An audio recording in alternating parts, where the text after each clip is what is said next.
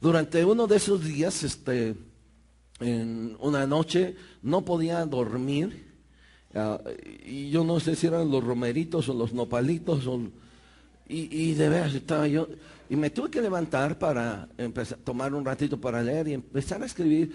Y mientras estaba escribiendo y leyendo, dije, ya está mi mensaje, y ya lo cuadré y todo, dije, ya sé, esto es lo que voy a predicar el 4 de enero.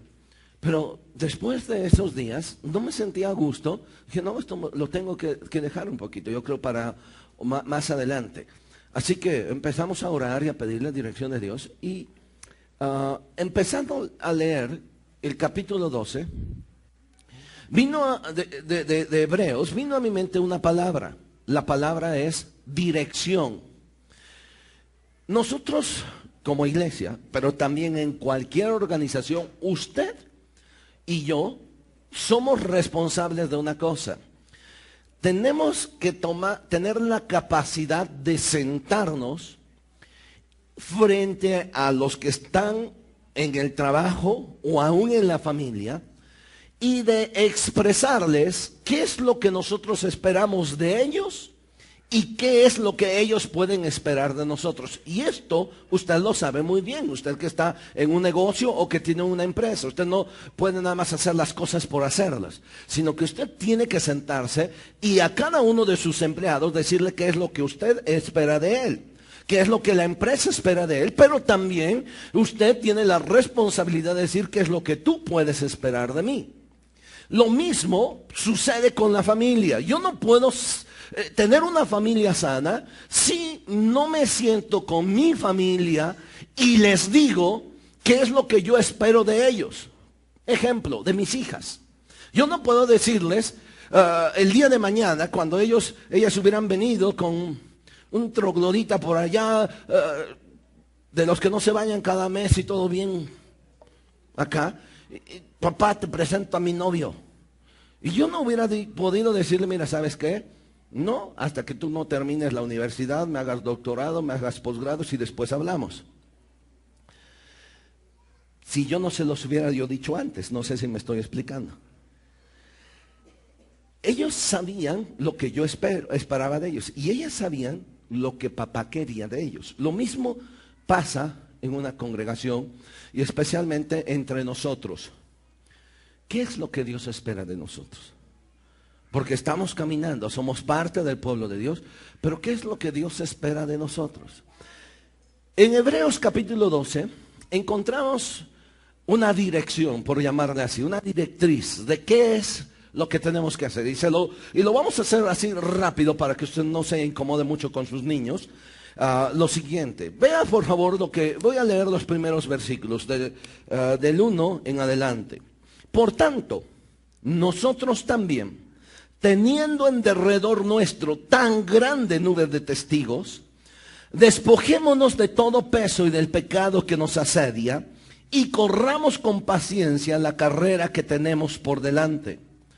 Puestos los ojos en Jesús, el autor y consumador de la fe, el cual, por el gozo puesto delante de él, sufrió la cruz, menospreciando el oprobio, y se sentó a la diestra del trono de Dios. Considerad aquel que sufrió tal contradicción de pecadores contra sí mismo, para que vuestro ánimo no se canse hasta desmayar. Porque aún no habéis resistido hasta la sangre, combatiendo contra el pecado, y habéis ya olvidado la exhortación que como a hijos se os dirige diciendo: hijo míos, no menosprecies la disciplina del Señor, ni desmayes cuando eres reprendido por él. Porque el Señor al que ama disciplina y azota a todo aquel que recibe por hijo. Los primeros versículos de este pasaje, el escritor de Hebreos hace alusión a una carrera, o toma esta figura de una carrera y está familiarizado por el contexto que está más cercano hacia ellos, especialmente hacia Atenas, hacia Grecia. Y él hace una comparación de lo que es la vida cristiana con una carrera. Por eso dice en el versículo 1, por tanto nosotros, teniendo en derredor nuestro tan grande nube de testigos, despojémonos de todo peso del pecado que nos asedia y corramos, y si usted corramos con paciencia, y si usted observa, dice la carrera, no una carrera. Corramos con paciencia la carrera que tenemos por delante. Así que teniendo en mente esta figura de lo que es una carrera, el escritor de Hebreos empieza a desglosar y hablar de dos aspectos que son muy importantes para correr esa carrera que tenemos por delante. Pero antes de continuar, déjeme decirle que es sumamente importante lo siguiente. Para que usted pueda correr una carrera de manera legítima, lo primero que tiene que hacer es inscribirse. Usted no puede llegar a donde está un grupo de personas allí calentando y con su short y toda la cosa. Y usted no puede decir, está chido, me meto. Y usted agarrar y empezar también a hacer lo que los demás hacen, y ahora duro y tal. Y cuando empieza la carrera, usted va detrás. No. Tarde o temprano habrá alguien que será el juez y que le diga, tú no te has inscrito. Pero es que yo me metí. No, porque entonces tu carrera va a estorbar al que está corriendo de manera legítima. Estás ocupando un lugar que no debes ocupar. Tú debiste haberte inscrito. La primera cosa de la carrera cristiana, lo primero que tiene que pasar en mi vida es que yo tengo que inscribirme. No se puede meter por meterse así, a la bola. No puede meterse porque decir, pues esto me encanta, me gusta o voy a probar. Para poder correr la carrera que tenemos por delante, lo primero que tenemos que hacer es inscribirnos. Porque de la otra manera, su carrera no será una carrera legítima. Y puede no solo correr el riesgo de estorbar a otros, sino que usted creer que porque está en la carrera y pueda llegar a cierto lugar o en cierto lugar usted va a ser premiado. Cuando usted llegue, aunque haya corrido toda la carrera, alguien le va a decir, tú no corriste de manera legítima, porque tú nunca te inscribiste. ¿Se acordará de aquel pasaje cuando Jesús dijo, en aquel tiempo muchos vendrán y me dirán, Señor, en tu nombre eché fuera demonios? En tu nombre sané enfermos, en tu nombre, y empezará a hacer una lista. ¿Y qué es lo que Jesús va a responder? Apártense de mí, y luego dice una palabra, no os conocí.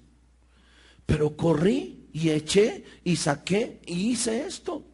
Nunca te conocí. El asunto no es formarse y empezar a marchar. Quiero que entienda la primera cosa. La vida cristiana no es algo de gusto, no es algo que usted se mete y que de repente usted sale. La vida cristiana tiene que ver con una carrera y lo primero que tiene que hacer usted es asegurarse de que está inscrito en la carrera.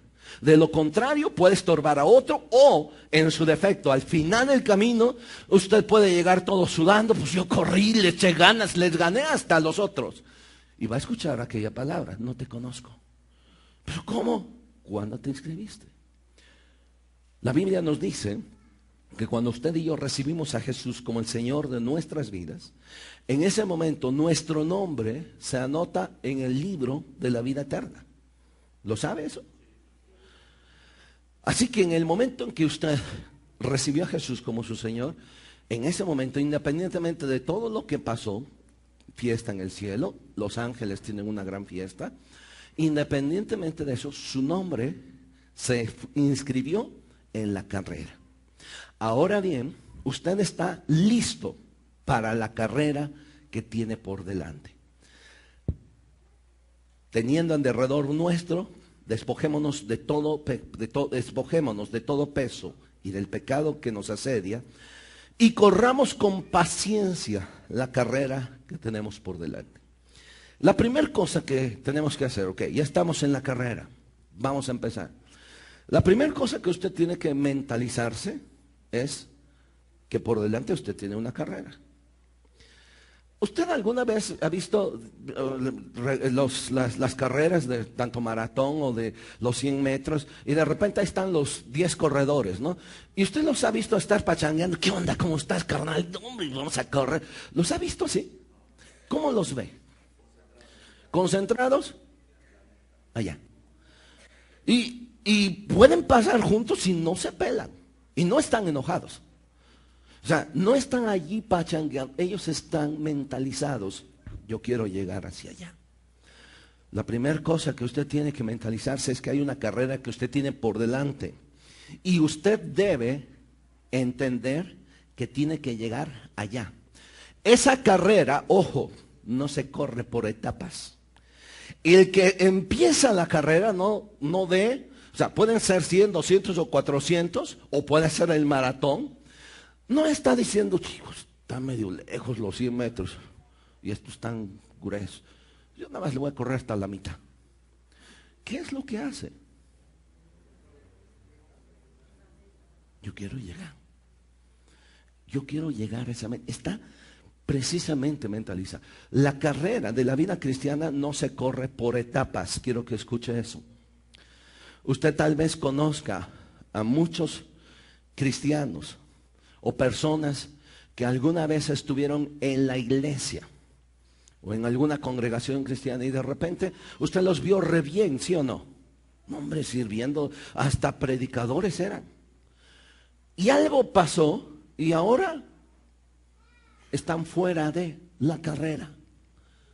Y usted se pregunta ¿por qué? ¿Cuál fue el problema? El problema no es las cosas que le sucedieron alrededor, sino es que no se mentalizaron en terminar esa carrera. Obstáculos siempre habrá. Cuando alguien va corriendo, o sea, a su lado tiene un público que le está animando y otro que le está desanimando. De este otro lado están los entrenadores y está un montón de distracciones. Mientras están aquí unos en jabalina, otros saltando, él no puede ir corriendo bien. O sea, él está mentalizado en terminar su carrera. Quiero que me entienda bien, por favor, hoy en esta mañana. La carrera que tenemos por delante no la vamos a correr por etapas. Usted mentalícese que tiene una carrera y que tiene que terminar. Ahora, no está llamado a terminar en primero, segundo, tercer lugar. Usted está llamado a terminar y punto. ¿Cuándo termino? Cuando el Señor me llame a su presencia. Así de sencillo. Así que si usted ha empezado, usted necesita empezar esa carrera y mentalizarse que la va a terminar.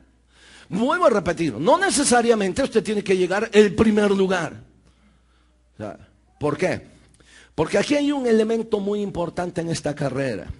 Corramos con ¿qué? Paciencia. Ahora, ¿por qué necesito paciencia? La palabra paciencia en griego es una palabra muy interesante. En griego es upomoni. Y significa permanecer allí. O sea, parte y allí permanece. Pero es que tú permaneces allí. Eso es lo que significa paciencia. Aprender a esperar, aprender a permanecer. Y la carrera que nosotros tenemos no se termina en un mes, en 2 meses, es más, no se va a terminar al final del 2015. Se va a terminar hasta que Dios nos llame a su presencia. Pero quiero que hoy, en esta mañana, usted se mentalice, se ponga aquí en su mente y en su corazón, de que está aquí, no para echar el cotorreo con los demás, sino para decir, yo quiero terminar esa carrera. O sea, yo quiero llegar hacia ella. No sé lo que vaya a pasar con estos. No sé si estos sean mejores que yo. No sé si hayan sido mejores entrenados. Yo sí estoy seguro. Yo quiero terminar esa carrera. Y cuando usted está seguro de eso, necesita paciencia. Necesitamos aprender a esperar. Que eso es upomoni. Estaba leyendo una comparación de los cristianos, así literalmente, de cristianos con mentalidad oriental a cristianos con mentalidad occidental, nosotros. Los cristianos, por el trasfondo que tienen cultural de disciplina, son personas más estables en su cristianismo. O sea, no andan de aquí para allá, de iglesia en iglesia, de que de repente aquí pues ya no les gustó esta iglesia y ahora se meten, terminan hasta con los Hare Krishna allí, ¿no? O sea, no, sino ellos son por la misma mentalidad que ellos tienen, que se les ha enseñado desde niños a empezar algo y a terminarlo, disciplina, son diferentes a la mentalidad que nosotros estamos heredando.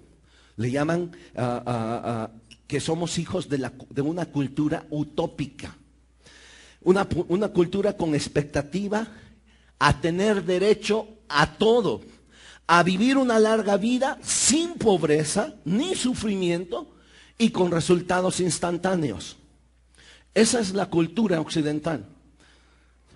Y obviamente que se ha infiltrado en la iglesia. Porque muchas iglesias, cuando usted empieza a hablar de sufrimiento, no falta, yo lo cancelo en el nombre de Jesús. Y todos lo andan cancelando.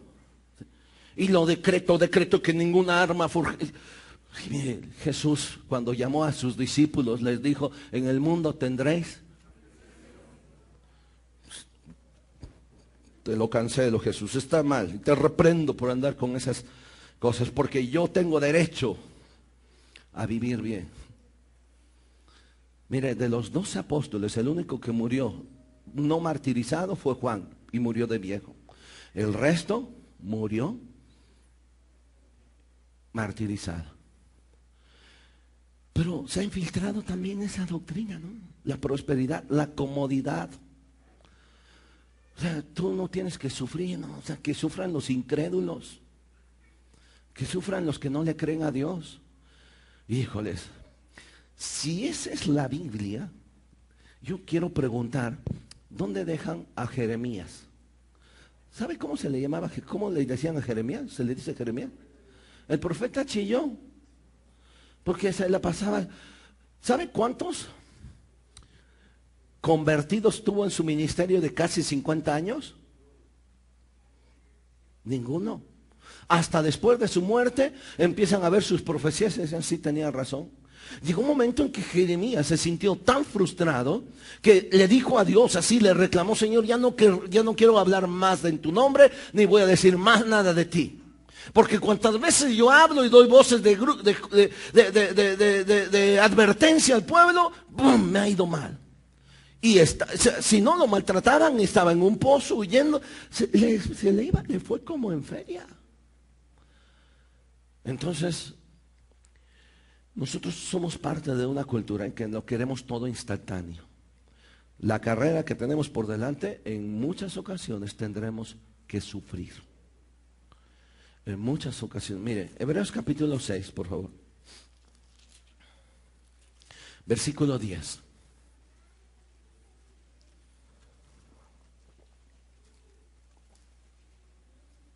Hebreos 6, 10. Porque Dios no es injusto para olvidar la obra y el trabajo de amor que habéis mostrado hacia su nombre, habiendo servido a los santos y sirviéndoles aún. Pero ahora, ojo, pero deseamos que cada uno de vosotros muestre la misma solicitud, la misma actitud. ¿Hasta cuándo? ¿Lo encontró? ¿Lo vio? ¿Hasta cuándo? Hasta el fin, para plena certeza de la esperanza, a fin de que no os hagáis perezosos, sino imitadores de aquellos que por la fe y... Mire, la palabra paciencia que usa aquí en este versículo no es la misma que usa en Hebreos 13, que es supomón y que es permanecer en, sino la palabra que usa aquí el escritor de Hebreos es otra palabra, es macrotumia, y se puede traducir permanecer en fuego o permanecer en un sufrimiento largo. Así que ahora léalo de esa manera. A fin de que no os hagáis perezosos, sino imitadores de aquellos que por la fe y a través del sufrimiento van a heredar. Aprender a esperar en Dios Aprender a esperar pacientemente en Dios es un reto. Vivimos en la actualidad en la era de lo instantáneo. Todo. Aún queremos que todas las cosas, aún espirituales, sucedan instantáneamente. Que todo sea así, rápido. Dios me llama a tener fe y paciencia. Y esa paciencia de este versículo dice es sufrimiento que puede ser en ocasiones hasta largo. Señor, ¿cuándo? Espera. Espera. Pablo en una ocasión en 2 Corintios capítulo 12 le pide a Dios y le dice, yo teniendo un aguijón en mi carne, le he pedido a Dios 3 veces que lo quite de mí. Y Dios me ha dicho, bástate mi gracia, porque mi poder se perfecciona en la debilidad. O sea, no te lo voy a quitar. Aprende a depender de mi gracia. Esa carrera es a largo plazo, no es en etapas. Esa carrera que es a largo plazo y que no es en etapas, requiere una actitud de constancia, de paciencia, de aprender a esperar en el momento en que Dios quiera y lo decida. Aprender a resistir. Si usted no está dispuesto a aprender a resistir, usted no puede heredar las promesas. Mire, vea el versículo 13. Porque Hebreos 6:13 dice, porque cuando Dios hizo la promesa a Abraham, no pudiendo jurar por otro mayor, juró por sí mismo, diciendo, de cierto te bendeciré con abundancia y te multiplicaré grandemente. Y habiendo esperado con paciencia, alcanzó la promesa. ¿Qué tenemos que aprender a esperar? Con paciencia. Así que usted tiene una carrera, yo tengo una carrera. Estoy aquí para correr esa carrera. La quiero terminar. Yo no quiero nada más llegar a ver hasta dónde, no quiero medir mis fuerzas. Yo quiero llegar hasta el otro lado. Y muchas veces necesitaré paciencia. La segunda cosa que quiero dejarles aquí rápido, vamos a Hebreos capítulo 13 otra vez, por favor. Es que además de mentalizarnos en esa carrera, nosotros debemos dejar el exceso de equipaje que tenemos. Usted de repente no puede llegar a donde están los corredores todos calentando y haciendo sus lagartijas y todo eso. Usted no puede llegar con su maletita, jalando así, y con unos tenisotes de básquet, ¿no? Así de esos que parecen monstruos, todos desatados. Y no puede usted llegar, y ahora ¿tú qué haces? No, pues es que me siento más cómodo con estos tenis, mira. No puede ya. Y en esa maleta, no, pues es que allí traigo mi Gatorade, traigo mis toallas, o sea, trae todo un paquete de cosas. No puede llegar así. De hecho, las carreras originalmente en las Olimpiadas las corrían desnudos. En el estadio, los únicos que tenían acceso eran los hombres. Las mujeres no podían entrar al estadio. Porque la carrera, cuando empezaban a correr, las hacían, pues hay chirundos todos. Entonces, ¿cuál era la razón? De que no hubiera ningún peso, nada que les estorbara para correr. La segunda cosa que yo necesito no solo es mentalizarme, sino dejar el exceso de equipaje que tengo. Hay 2 cosas en este versículo que me dicen, o 2 clases distintas de exceso de equipaje.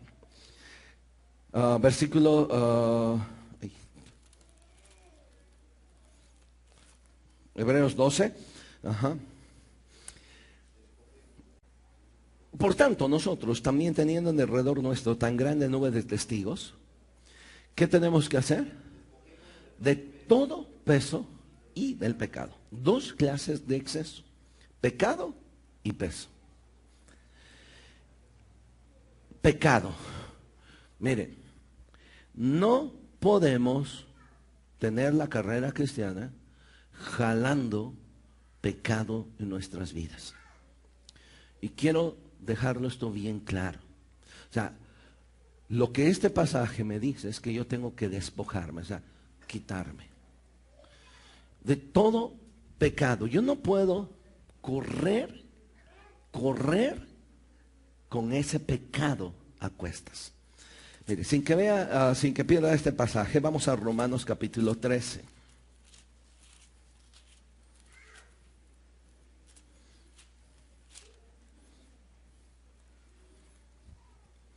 Versículo 12. Dice el apóstol Pablo: la noche está avanzada y se acerca el día. 13:12. 13:12. La noche está avanzada y se acerca el día. ¿Qué tenemos que hacer? Desechemos pues las obras de las tinieblas y vistámonos las armas de la luz. Andemos como de día, honestamente, no en glotonerías y borracheras, no en lujurias y lascivias, no en contiendas y envidia, sino vestidos del Señor Jesucristo, y no proveáis para los deseos de la carne. La carrera que tenemos por delante se corre sin pecado. Ojo, cuando de repente alguien me dice, es que yo quiero servir al Señor y lo primero que tiene que hacer es esto: despojarse de este peso, despojarse primeramente de ese pecado. Mire, creo que ya es suficiente con tanto mal testimonio de decenas de cristianos que usted conoce, de decenas de líderes que usted conoce, que no se han despojado de ese pecado. No sé si me estoy mostrando claro. Uno más, ya no. Es que yo me quiero meter y que soy bueno para predicar y que, mira, o sea, aquí no es asunto qué tan bueno eres.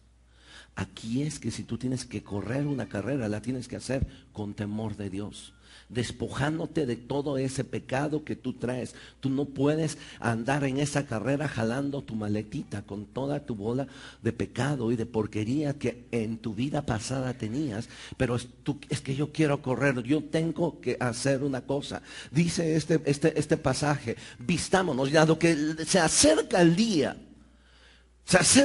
vistámonos como hijos de luz, despojándonos. Y aquí hace una lista de algunas cosas que tenemos que nosotros hacer. Dejemos esto. Es bien clara la escritura. El apóstol Pablo, hablando a Timoteo, le decía: en una casa grande hay vasos para uso honroso y otros para uso deshonroso. Dice: seamos vasos útiles, dispuestos para toda buena obra. ¿Y cómo lo podemos hacer? Dice el apóstol Pablo: limpiándonos de toda obra del diablo. Así que si usted quiere esta carrera, y le aseguro, usted no va a llegar a ningún lado, tarde o temprano se va a cansar. Todavía con esos vicios ocultos, con esas actitudes de pecados ocultos, se va a cansar, porque no solo se va a cansar, sino va a decepcionar a otros más. Usted necesita aprender a correr esa carrera de una manera libre. Y necesito aprender a caminar delante de Dios en integridad. Porque en esta carrera no solo hay gente que me está viendo, hay alguien más que espera algo de mí. Y ese es Dios. No es por su testimonio. O sea, es cierto, es bueno eso. Pero hay alguien más que espera algo mejor de usted y de mí. Y es nuestra integridad. Y es nuestro corazón. Es la manera en que yo estoy corriendo esa carrera. Ojo, no puede estar jalando su maletita llena de pecados, de envidias, borracheras, lascivias, todo esto que dice este pasaje. No puedo empezar a correr eso. Y si yo voy a llegar a esa meta, necesito mentalizarme, mi actitud. Pero la otra de las cosas que yo necesito es ahora mi disposición a estar dispuesto a dejar todo eso que me está estorbando. Y me ha estorbado por años. Y seamos honestos. Por eso les decía, yo creo que ya es suficiente de tanto mal testimonio del Evangelio. La Biblia dice que por causa de nosotros el Evangelio es blasfemado entre los gentiles. ¿Lo ha leído? por causa de nosotros. O sea, ¿cuánta gente cuando nos ve y nos dice, si él es cristiano, para penas ajenas? Oye, fulano va a tu iglesia.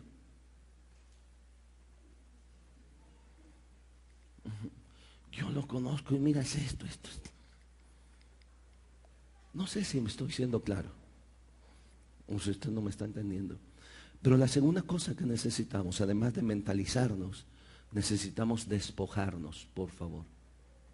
No puede correr la carrera con pecado. Y la segunda cosa que necesitamos despojarnos es de peso. Vea, por favor, Hebreos 12. Despojémonos de todo peso y del pecado. Ahora, ¿qué es el peso? El peso no necesariamente son pecados. El peso no necesariamente son pecados ocultos, vicios o cosas. Pueden ser algunas actitudes, mañas que yo tengo. Situaciones que no necesariamente, llamémoslas así, están catalogadas como pecado. Por ejemplo, la actitud o maña o la mentalidad que tenemos de llegar a todos lados tarde. ¿Dónde dice que debo de llegar a tiempo? ¿Dónde es pecado? No, no es pecado. Pero ese es un peso que te está estorbando para que tu cristianismo camine bien. Ese es un peso que te está estorbando para que te crean a ti como una persona de palabra. Tú dices a una hora, allí estoy. Tú dices que tu sí sea sí y tu no sea no. Relaciones, amistades que no me convienen. Lo que oigo, lo que veo. Ay, ¿a poco? O sea, si hay un peso que te está estorbando para que tú despegues, déjalo a un lado. Les decía, literalmente corrían desnudos. Corrían desnudos porque no querían que algo les estorbara. Hoy en la actualidad la tecnología ha avanzado de tal manera que el jersey, las licras y todo, o sea, son lo menos que puedan tener resistencia al viento, más aerodinámicas. ¿Para qué? Para poder correr y llegar a ese lugar. ¿Por qué nosotros venimos corriendo esa carrera, dando mal testimonio, hablando mal de nuestro Dios, haciendo que el nombre de nuestro Dios sea blasfemado por nuestros pecados, por nuestras actitudes, por nuestro peso? Si hay una carrera que tiene por delante, tiene que empezar a poner orden también en esas áreas de su vida. Pecado y peso. Y peso no necesariamente son pecados. Pero yo sé que usted puede hacer una listita de cosas que usted tiene que empezar a renunciar y a poner orden en esas áreas de su vida. Y la última cosa, rápidamente, necesito mentalizarme. Necesito tener la actitud correcta, mantener la actitud correcta, despojándome. Y la última cosa que yo necesito es mantener el enfoque correcto. Vean los versículos 2 y 3. Puestos los ojos, ¿en dónde? El autor y consumador de la fe, el cual por el gozo puesto delante de él sufrió la cruz, menospreciando el oprobio, se sentó a la diestra del trono de Dios. Considerad aquel que sufrió tal contradicción de pecadores contra sí mismos, para que vuestro ánimo no se canse hasta desmayar, porque aún no habéis resistido hasta la sangre combatiendo contra el pecado. Mantener el enfoque correcto. El corredor tiene la actitud correcta, la mentalidad correcta de llegar a la meta. Pero aquí, la siguiente cosa es, ¿a quién estoy viendo?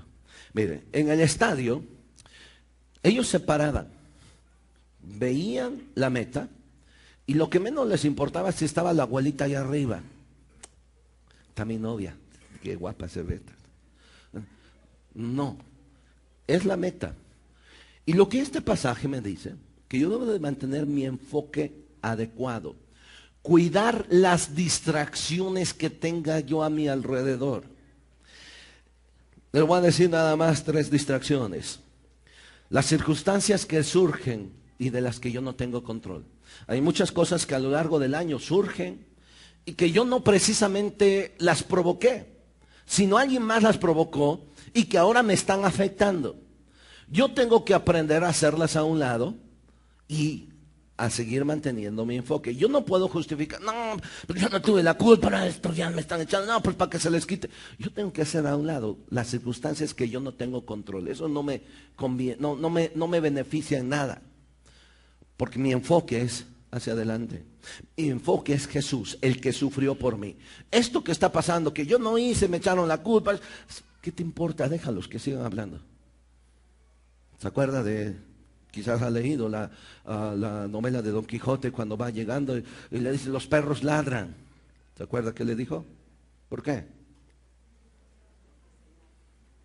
Es señal de que vamos llegando, así que déjalos. La segunda cosa que yo debo de cuidar, distracción, son los sentimientos contradictorios. Mira, a lo largo de la vida del año nosotros vamos a tener sentimientos. Unas veces usted se va a levantar bien entrado, que va a querer salvar el mundo, esto, el otro, se va a sentirse superhéroe. Y otro día va a bajar. ¿Dónde debo de mantener mi enfoque? En Jesús. No en mis emociones. La otra, comparaciones inadecuadas con otros. O sea, yo estoy aquí, voy a correr. Hijos, no, usted tiene unas piernotas, no, hombre, las mías, pues, yo apenas si voy a llegar. No, hombre, este está más comido que yo. ¿Qué te importa? Tu enfoque es hacia allá. Y deja que los demás hagan lo suyo. No te compares.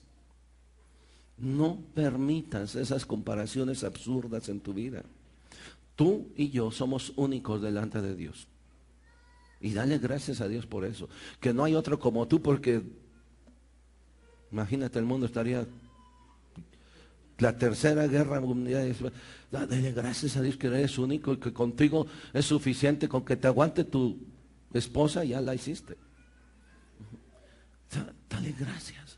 No te compares con el otro. Dale gracias porque estás en esa carrera. Dios te llamó a ti para terminar esa carrera. Mantén tu enfoque correcto. Mire, 2 ejemplos rápidos y con esto termino. Allí mismo en Hebreos, en el capítulo 11, hablando de Moisés. Moisés tuvo el enfoque correcto. Vio lo correcto. Hebreos capítulo 11, versículo 23. Por la fe Moisés, cuando nació, fue escondido por sus padres por 3 meses porque le vieron niño hermoso y no temieron el decreto del rey. Por la fe Moisés, hecho ya grande, rehusó llamarse hijo de la hija de Faraón, escogiendo antes ser maltratado con el pueblo de Dios que gozar de los deleites temporales del pecado, teniendo por mayores riquezas el vituperio o la burla de Cristo que los tesoros de los egipcios, porque tenía puesta, o sea, no lo que yo veo aquí, allá.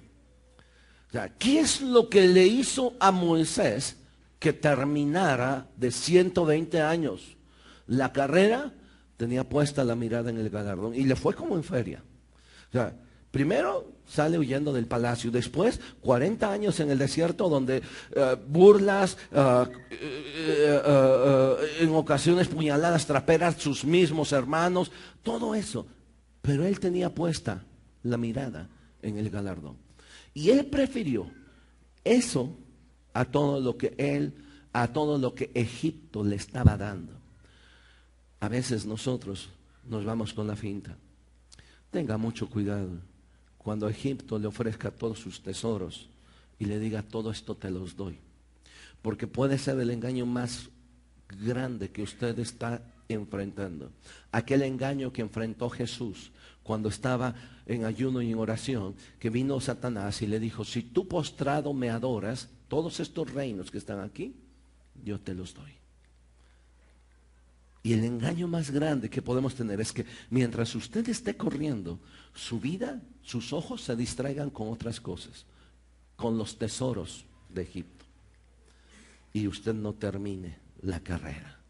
Moisés dice, teniendo por mayores riquezas el vituperio de Cristo y que los tesoros de los egipcios, porque tenía puesta la mirada en el galardón. Por la fe dejó Egipto, no temiendo la ira del rey, porque se sostuvo, ¿cómo? Viendo al invisible. ¿A quién está usted viendo? ¿Sabe por qué de repente vienen sus bajones de depre? ¿Sabe por qué de repente le viene? Porque deja de ver lo que tiene que ver y empieza a ver todo lo demás. Es por eso. ¿Qué le pasó a Pedro? O sea, Pedro, mientras vio a Jesús, empezó a caminar sobre las aguas. Pero cuando empezó a ver las tempestades que estaban a su alrededor, ¡pum!, se me hundió. ¿Por qué vienen esos bajones en su vida? ¿Por qué de repente toda esa distracción? Porque Egipto nos llama mucho la atención. Un ejemplo más, aquí mismo en Hebreo. Y ya rápido, Hebreos capítulo 11. También, hablando de Abraham. Por la fe, Abraham, dice, habitó como extranjero en la tierra prometida, como en la tierra ajena, morando en tiendas con Isaac y Jacob, coherederos de la misma promesa. Porque esperaba la ciudad que tenía fundamentos, cuyo arquitecto y constructor es Dios. Por la fe también, la misma Sara, siendo estéril, recibió fuerza para concebir y dio a luz un hijo, aún fuera del tiempo de edad, porque creyó que era fiel quien lo había prometido, por lo cual también de uno, y este ya casi muerto, salieron como las estrellas del cielo, en multitud como la arena innumerable que está a la orilla del mar. Conforme a la fe murieron todos estos, ojo, sin haber recibido lo prometido, sino que mirándolo de lejos y creyéndolo y saludándolo, confesando que eran extranjeros y peregrinos sobre la tierra. Ojo, por favor.